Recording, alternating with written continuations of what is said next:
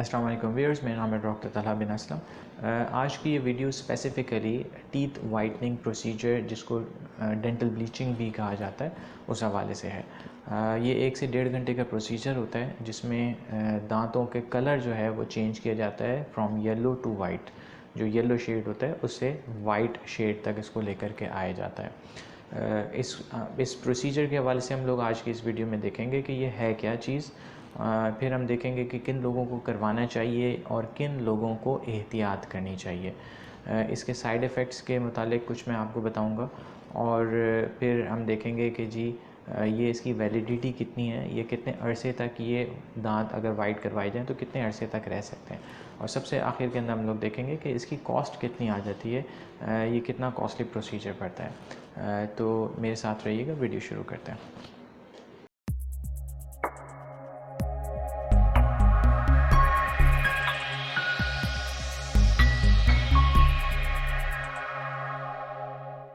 سب سے پہلے پروسیجر میں جانے سے پہلے اس بات کو ذہن نشین کر لیجئے کہ ڈینٹل بلیچنگ یا ٹیتھ وائٹننگ پروسیجر جو ہے یہ بالکل ڈیفرنٹ پروسیجر ہے ڈینٹل اسکیلنگ سے۔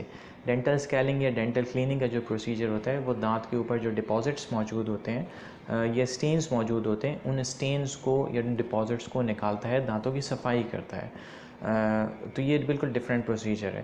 ڈینٹل وائٹننگ یا ٹیتھ بلیچنگ ان دانتوں میں کیا جاتا ہے جن کی سرفیس کلینڈ ہو، کسی قسم کے کوئی ڈپازٹس یا سٹینز لگے ہوئے نہ ہوں، لیکن ان کا جو دانتوں کا کلر ہے وہ یلو ہو، اس یلو کلر کو جو ہے وہ چینج کر کے وائٹ کیا جاتا ہے۔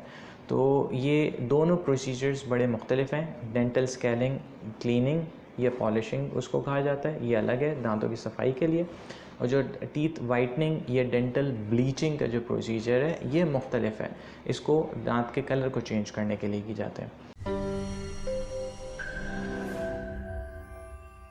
ٹیتھ وائٹننگ جو ہے ان لوگوں کو ریکمینڈ کیا جاتا ہے جن کے دانت کسی بھی وجہ سے، چاہے وہ جینیٹک فیکٹر ہو، موروثی جس کو کہتے ہیں، یا پھر وقت کے ساتھ ساتھ جس طرح سے اولڈ ایج ہو جاتی ہے اس کی وجہ سے یلو ہوں، یا اور دوسرے کئی سارے ریزنز ہیں، کچھ میڈیسنز یا ڈرگس کی وجہ سے یلو ہو جاتے ہیں، اور ڈفرینٹ ریزنز ہیں جس کی وجہ سے دانتوں کا کلر جو ہے وہ یلو ہوتا ہے۔ یہ ان لوگوں کو ریکمینڈ کیا جاتا ہے۔ تھوڑا سا میں آپ کو پروسیجر کے حوالے سے بتا دوں۔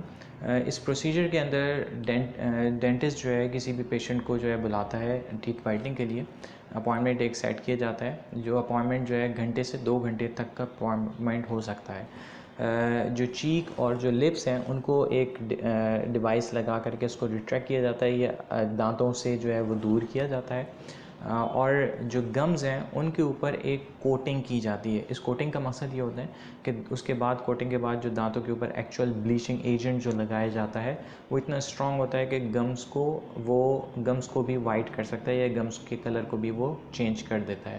آلدو کہ یہ ٹیمپریری ہوتا ہے، لیکن یہ کہ اس کو بچانے کے لیے جو ہے اس کو کوٹ کیا جاتا ہے۔ اس کے بعد پھر 1 بائی 1 سارے دانتوں کو بلیچنگ ایجنٹ جو ہے وہ لگایا جاتا ہے۔ اچھا، یہاں پر یہ بات یاد رہے کہ جو یہ بلیچنگ پیسٹ یا بلیچنگ ایجنٹ جو ہے یہ پیچھے کے دانتوں کو نہیں لگایا جاتا ہے، جو ڈاڑیں یا مولرز جن کو کہا جاتا ہے ان کو یہ نہیں لگایا جاتا، اور نہ ہی یہ بلیچنگ ایجنٹ اندر زبان والی جو سائڈ ہے وہاں پر لگایا جاتا ہے۔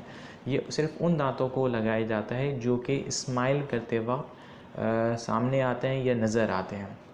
مثال کے طور پہ اوپر کے بعض لوگوں کے 8 دانت یا 10 دانت رائٹ اور لیفٹ کے اوپر، اور اسی طریقے سے نیچے کے 8 یا 10 دانت ان کو سلیکٹ کیا جاتا ہے۔ جو اسمائل کرتے وقت جتنا جو حصہ نظر آتا ہے صرف اس حصے کو بلیچ کیا جاتا ہے، پیچھے کی مولرز یہ داڑیں وہ نہیں کی جاتی، اور اندر زبان والا جو حصہ ہے اس کو بھی نہیں کیا جاتا، ٹھیک ہے۔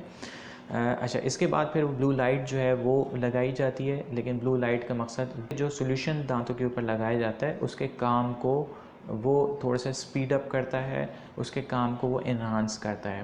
ایکچول کام اس پیسٹ کا ہوتا ہے جو بلیچنگ ایجنٹ جو دانتوں کے اوپر لگایا جاتا ہے، ٹھیک ہے جی۔ اس پروسیجر کا جو واحد ایک نون سائیڈ ایفیکٹ ہے وہ یہ ہے کہ اس پروسیجر کروانے کے بعد دانتوں پہ جو ہے وہ ٹھنڈا لگنے کی شکایت زیادہ ہو جاتی ہے، جس کو سینسیٹیوٹی کہا جاتا ہے۔ کچھ لوگوں کو کم ہوتی ہے، کچھ لوگوں کو بہت زیادہ ہوتی ہے، دونوں ہی ایگزامپلز جو ہیں وہ ہمارے سامنے ہیں، لیکن یہ عموماً عارضی ہوتی ہے، کچھ دنوں سے لے کر کے ہفتہ 10 دن تک یہ سینسیٹیوٹی بہت حد تک بہتر ہو جاتی ہے. تو یہ جو سائیڈ ایفیکٹ ہے یہ بالکل ٹیمپریری ہے، اس کے بعد جو پیشنٹ ہے وہ نارمل روٹین کے اوپر کھانے پینے کے اندر آ جاتا ہے. اس کے حوالے سے ایک جو سوال ہمارے سامنے بہت زیادہ آتا ہے وہ یہ کہ یہ کتنے عرصے تک چلے گی، یہ کتنے عرصے تک دانت جو ہیں وہ وائٹ رہیں گے. اس کا جواب یہ ہے کہ یہ لائف ٹائم پروسیجر نہیں ہے، یہ لائف ٹائم تک اس کی جو ویلیڈیٹی ہے وہ نہیں ہے.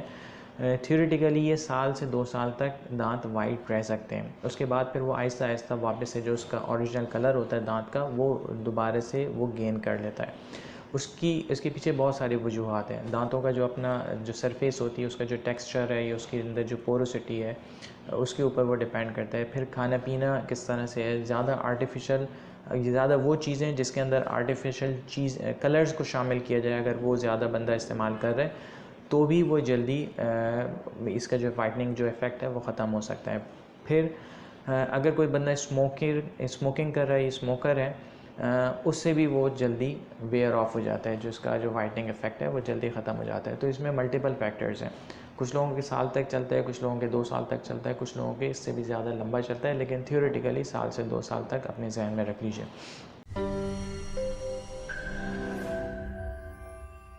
ایک اور سوال جو بڑا کامنلی پوچھا جاتا ہے کہ کیا اس ڈینٹل بلیچنگ کا یا اس پروسیجر کے نقصانات موجود ہیں یا نہیں. دیکھیں، اس کے جواب میں کچھ اسٹڈیز کے آپ کو ضرور حوالے دے سکتا ہوں، کیونکہ ڈینٹل بلیچنگ کے اوپر بہت ساری اسٹڈیز ہو چکی ہیں. جنہوں نے ڈینٹل بلیچنگ کے بعد دانتوں کا سرفیس جو ہے، جو اوپر کی جو سطح ہوتی ہے، اس کو وہ چیک کیا ہے. کچھ اسٹڈیز یہ ضرور بتاتی ہیں یا اس طرف اشارہ کرتی ہیں کہ ڈینٹل بلیچنگ کے بعد ان کی سرفیس جو ہے دانتوں کی وہ چینج ہوئی ہے، کچھ پوروسٹی کے اندر ان کے اندر زیادہ ہوئی ہے، کچھ تھوڑی سی رفنس زیادہ آئی ہے. تو کچھ اسٹڈیز تو اس طرف اشارہ کرتی ہیں.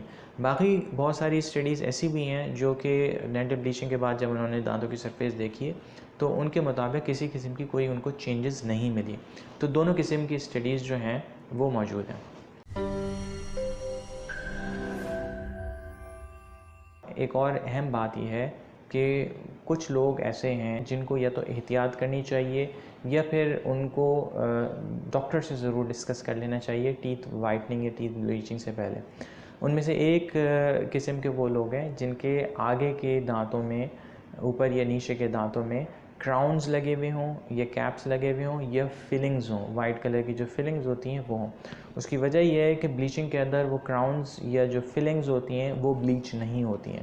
تو جو کلر کراؤنز لگتے وقت یا فلنگ کرتے وقت ان کا میچ کیا گیا ہے باقی دانتوں سے، باقی دانت تو اب بلیچ ہو جائیں گے، وائٹ ہو جائیں گے. جو کراؤنز ہے وہ پرانے کلر کے اوپر ہوگا، یا فلنگ جو ہے وہ دوبارہ سے وہ پرانے کلر کے اوپر ہوگی. تو ایسے افراد جو کہ جن کے کراؤنز یا کیپس لگے ہوئے ہوں یا برج لگی ہوئی ہو ان کے دانتوں میں، آگے کے دانتوں میں، یا پھر فلنگز ہوئی ہوئی ہوں، تو وہ ضرور ڈاکٹر سے ڈسکس کر لیں. دوسرے وہ افراد جن کے دانت آلریڈی سینسیٹیو ہوں، ان کے بہت زیادہ چانسز ہیں اس پروسیجر کے بعد سینسیٹیوٹی بڑھنے کے. تو ایسے افراد بھی ڈاکٹر سے ضرور ڈسکس کر لیں کہ ان کے دانت سینسیٹیو ہیں، آیا یہ پروسیجر ان کے لیے بہتر ہے یا نہیں ہے. لاسٹ کے اندر ایک بڑا اہم چیز کہ اس کی کاسٹ کتنی آ جاتی ہے. دیکھیں، آن ایوریج میں اگر آپ کو کاسٹ بتاؤں تو ڈفرینٹ کلینکس اور ڈفرینٹ جو سٹیز کے اندر جو ڈاکٹرز چارج کر رہے ہیں وہ آن ایوریج 20,000 کے قریب چارج کرتے ہیں. یہ کم بھی ہو سکتی ہے کچھ اور یہ زیادہ بھی ہو سکتی ہے، لیکن آن ایوریج کوئی 20 کے اراؤنڈ چلتی ہے. لیکن اس میں یہ بات ذہن نشین کر لیجئے کہ اس کی جو کاسٹ ہے اس کے اندر دانتوں کی کلیننگ یا اسکیلنگ شامل نہیں ہے. اس کی وجہ یہ ہے کہ بعض اوقات جب پیشنٹس ڈینٹل کلینکس پہ وزٹ کرتے ہیں بلیچنگ کے لیے تو ان کے دانتوں کے اوپر ڈپازٹس یا اسٹینس لگے ہوئے ہوتے ہیں. تو ڈاکٹر کی طرف سے کہا جاتا ہے کہ پہلے آپ کی اسکیلنگ ہوگی، دانتوں کو کلین کیا جائے گا، اس کی سرفیس کو کلین کیا جائے گا، اس کے بعد پھر بلیچنگ کی پروسیجر کے اندر جائیں گے. تو اسکیلنگ کی جو کاسٹ ہے وہ بعض اوقات ایڈ ہو جاتی ہے. بعض دفعہ بعض جگہ پہ جو ہے وہ اسکیلنگ کی کاسٹ اسی کے اندر جو بلیچنگ کی جو کاسٹ ہے اسی کے اندر ایڈ کی جاتی ہے، لیکن پروسیجر ڈیفرنٹ ہوتا ہے۔ دانت کی کلینڈ ہوں گے، بہت سارے لوگوں کا جن کا دانت کلینڈ ہے، آلریڈی دانت کی سرفیس کلینڈ ہے، ان کو تو ضرورت نہیں ہے، لیکن وہ لوگ جن کے دانت کلین نہیں ہیں یا ان کے سرفیس کے اوپر دانتوں کی جو سرفیس ہے اس کے اوپر ڈپازٹس یا اسٹینز موجود ہیں، تو بلیچنگ کے پروسیجر میں جانے سے پہلے ان ڈپازٹس کو اور اسٹینز کو نکلوانا ضروری ہوتا ہے۔ تو اس کی جو کاسٹ ہے اور اس کا جو بعض اوقات اپوائنمنٹ ہے وہ ایک ایڈ ہو جاتا ہے۔ تو آپ کا اگر ذہن میں ہو بلیچنگ کروانے کا تو یہ بات ڈاکٹر سے ضرور ڈسکس کر لیجیے گا کہ اسکیلنگ کی ضرورت ہے ہی نہیں، اور اگر ہے تو سیم اپوائنمنٹ کے اندر ہو جائے گا یا ڈفرینٹ اپوائنمنٹ اس کا چاہیے ہوگا۔ مجھے امید ہے کہ آج کی اس ویڈیو کے اندر جو میجورٹی لوگوں کے ذہن میں جو کوسچنز ٹیتھ وائٹننگ یا بلیچنگ کے حوالے سے آتے تھے اس کا آنسر مل گیا ہوگا۔ مزید اگر آپ کوئی کوسچن کرنا چاہیں تو نیچے کمنٹس باکس کے اندر کر سکتے ہیں، میں کوشش کروں گا کہ اس کا میں آنسر کر سکوں۔ ملتے ہیں نیکسٹ ویڈیو کے اندر، اپنا خیال رکھیے گا۔